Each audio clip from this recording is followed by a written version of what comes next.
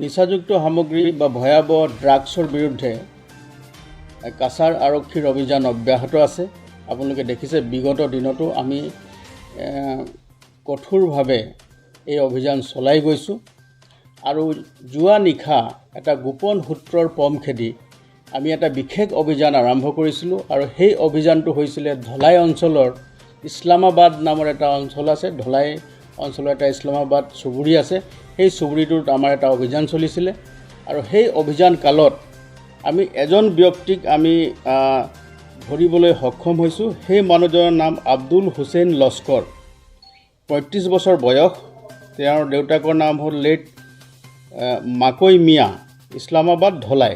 সেই মানুহজনক আমি এপ্ৰিহেণ্ড কৰাৰ পিছত সেই মানুহজনৰ পৰা আমি বৃহৎ পৰিমাণৰ ড্ৰাগছ হিৰ'ইন আমি জব্দ কৰিবলৈ সক্ষম হৈছোঁ আৰু যি পৰিমাণৰ ড্ৰাগছ আমি জব্দ কৰিবলৈ সক্ষম হৈছোঁ এই পৰিমাণটো হৈছে আমি 30টা আমি চাবোনৰ পেকেট আমি পাইছোঁ আৰু 4টা ক'লা ৰঙৰ লেডাৰৰ বক্স পাইছোঁ, লেডাৰৰ বেগ। আৰু এই বেগকেইটাৰ ভিতৰতো ড্ৰাগছ আছিলে আৰু সামগ্ৰিকভাৱে গোটেই ড্ৰাগছৰ পৰিমাণটো হ'ল 4 কেজি 4.765 কিলোগ্ৰাম। গোটেই ড্ৰাগছৰ পৰিমাণ প্ৰায় 5 কেজি ওজনৰ। গতিকে এই সামগ্ৰিকভাৱে গোটেই ড্ৰাগছখিনি আমি জব্দ কৰিছোঁ।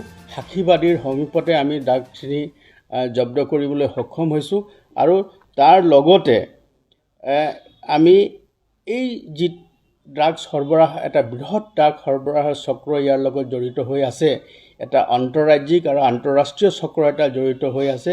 তাৰ বেকৱাৰ্ড লিংকেজ আৰু ফৰৱাৰ্ড লিংকেজৰ যিবিলাক আছে তেওঁলোকৰ কাৰণে আমি অভিযান চলাই আছোঁ আৰু শীঘ্ৰেই যাতে তেওঁলোকক কৰায়ত্ব কৰি আইনৰ আওতাত আনিব পাৰোঁ তাৰ কাৰণে আমি ব্যৱস্থা গ্ৰহণ কৰিছোঁ। এই সামগ্ৰিকভাৱে যিখিনি ড্ৰাগছৰ পৰিমাণ আমি জব্দ কৰিছোঁ তাৰ মূল্য আজি চোৰাং বজাৰত তাৰ মূল্য প্ৰায় 24 কোটি টকা।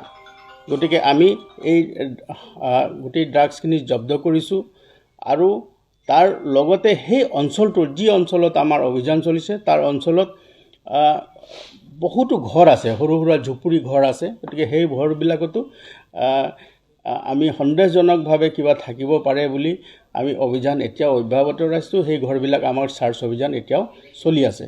গতিকে আমাৰ এই অভিযান অব্যাহত থাকিব আৰু অসমৰ মাননীয় মুখ্যমন্ত্ৰীৰ যি আহ্বান যে অসমখনক ড্ৰাগছমুক্ত কৰাৰ যি তেওঁৰ আহ্বান, সেই আহ্বানক সাৰোগত কৰি আমি এই কাম আগলৈ চলাই গৈছোঁ আৰু এই অভিযান আমাৰ অব্যাহত থাকিব।